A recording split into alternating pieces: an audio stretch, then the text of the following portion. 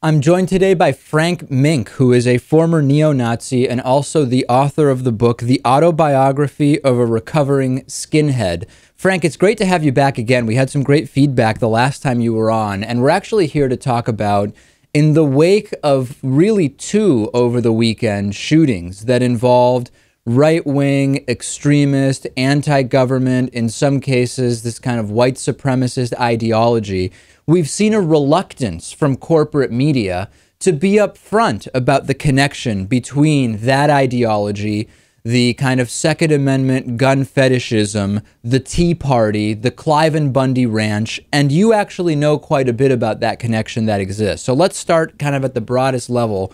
What is the connection between the Tea Party and neo-Nazi ideology?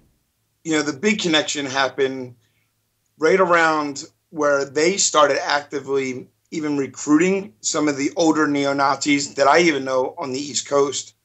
Excuse me.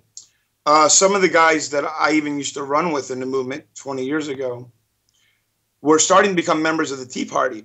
And then one guy ran for, I think, sheriff of his town or city councilman. You have to check it. His name was Steve Smith, and it was in Pennsylvania. Well, as he started to run for this office, he ran under the Tea Party flag, but he kept mentioning the Jews. So the Tea Party said, can you kind of chill out with some of the Jew rhetoric and we'll back you up here still. So let's talk a little bit about the recruiting. You talked about guys that were involved in neo-Nazi groups with you 20 years ago have started to shift into the Tea Party movement. Has that, who recruited who, or who sought out who? I'm sure the skinhead guys and the neo-Nazis and the Christian, the Christian identity, Aryan Nation guys actively went into the Tea Party.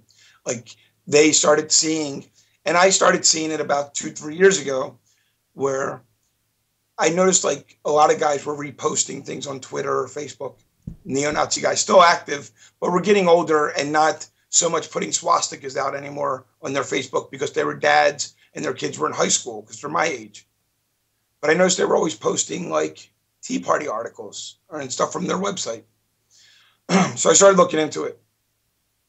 And then I started to notice that when some of them started to get more and more extreme and get more into the Christian conservative movement and bringing that more and more into the Tea Party, I noticed, again, the rhetoric was just there. But here's what I wanted to talk about with you, David, was that everyone always thinks when we used to talk about a race war that we meant black versus white. We've never meant, when I was in the movement, we never meant black versus white in a race war. The race war was white versus the federal government. That's Timothy McVeigh. That's where all that comes into play. And it's starting to really come up again. Okay, so that's really interesting. Let's stop right there. So if we think about the kind of stereotype of neo-Nazi ideology, a lot of people, as you're saying, believe, you're correct in saying, that it means white versus specific other races, typically black or Hispanic. But what you're saying is that even dating back 20 years, when you were in the neo-Nazi movement, when there was a discussion of race war, it was white versus the government, who was what? Holding down the white man? Is that the idea? Yeah, and that the government is secretly run by the Jews who are pandering to the blacks who are helping them get ahead of the white man. But it's never, I mean, I honestly, it's never been said the race war was going to be us versus South Chicago street gangs. It was always, we were going to get in the compounds and get our, whatever mountain we were going to hold up in, and we were going to fight the federal government. So explain that, though, because there's no denying that there is anti-black and anti-Hispanic sentiment among these groups. So was that just kind of seen almost like as a secondary battle, or what? How did it fit in? Yeah, well, in the neo-Nazi movements and the white supremacists, the separatist movements, the Jews are always top dog of hate. I mean, right. You don't get no higher than that. That's, the ultimate hate is towards the Jews. So that goes back towards the government. And when, we talked about the gathering up of arms, it's it's just pounded into us all the time, you know, that the federal government is evil, and that they are our worst enemy as the white man. And I mean, everything I watched that happened on that Bundy ranch was, and that's where me and you first kind of started talking, was about that incident. I mean, that just so reminded me of it. And then when I would watch, and this is where I called you this week, because CNN was going to have me on. Yeah, this is fascinating. I mean, this is people's minds are going to be blown by this. So CNN, and I don't want to get too specific with what show and what producers. They call me because they always call me whenever bad stuff happens. They never call and say, "Hey Frank, we hear you're really doing great stuff with hockey." That's why my voice is gone. I've been yelling at kids for 5 days straight now coaching. But anyway, these guys call me and say, "We want you to come on and talk about the shooting this weekend." I said, "Absolutely. What would you like? How would you like to do this? How would you like to set it up?"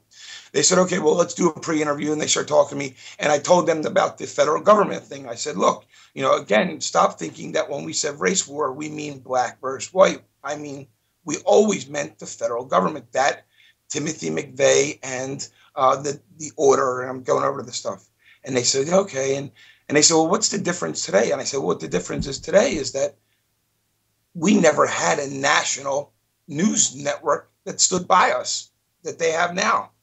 And of course, they didn't want me to go there. And I said, so to be clear to everybody, what you're alluding to is that Fox News has been hugely supportive of the Tea Party, and that's what you were alluding to, right?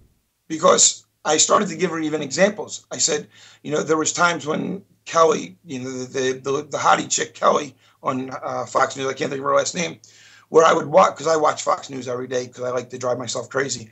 But I like to see how they're propaganding.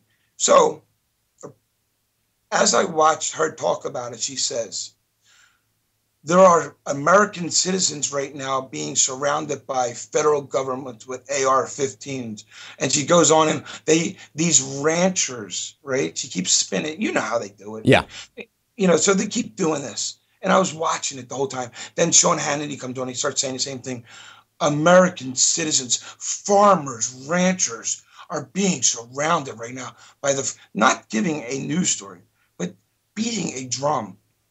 Certainly editorializing. But so what I want to focus in on is the CNN producer said, "Frank, don't mention Fox News. Don't mention the connection to the Tea Party," right? Yes, absolutely. I'm sorry I got off. So yes, she says they call me back because I do the pre-interview. She doesn't say it to me right away. She calls me back and says, "Hey, we really love the stuff you were saying about the federal government and the white racist movements wanting to fight them." And she said, "But can you not bring up Fox News or the GOP stuff," is what she said. "Fox News or GOP stuff." And I said, "Well, it's true." And she said, "Well, that's, can you just, if you come on, can you not do that?" And I was like, okay. Right. And ultimately they didn't have you on. But the fascinating thing is, we were speculating over the last couple of days that corporate media wants to do everything they can to ignore this obvious connection that is existing, this trend of right-wing domestic terrorism, the connection to the Tea Party, the connection to this anti-government ideology. And now what you're saying is CNN specifically told you to ignore that connection that exists. I mean, word for word, what I just said is what she told me. Yeah. She told me not to bring it up. And that is what is so, I mean, look, I'm not a fear-mongering person. I don't want people to be fearful of all conservatives and conservative groups. I just don't. I mean, but I'm telling you that there is, right now, there is a movement in that movement that is going to be coming out that is going to keep going more and more violent. Yeah. This is not going to stop. Look, we have never, in the whole history of this planet Earth that we live on, we have never been able to separate from each other peacefully. And these people want to separate. And of course, they say to the news outlets, and they say to people, "We want to separate, but we don't want to. We want to do it peacefully." No, they don't. If you are a gun nut, and I shouldn't call them names, but if you are a gun nut and that's all you think about is shooting your gun, you're not thinking peacefully resolution here. No, certainly if you're thinking of a Second Amendment solution, that is not a peaceful solution by its definition. Frank, I know we have so much more to talk about, but we are out of time and we wanted to squeeze you in. I want to make sure everybody knows about the book, The Autobiography of a Recovering Skinhead. We've been speaking with Frank Meeink. And Frank, it's always great to have you on. Thanks for being with us. Hey, thanks. Thank you. And sorry about my voice.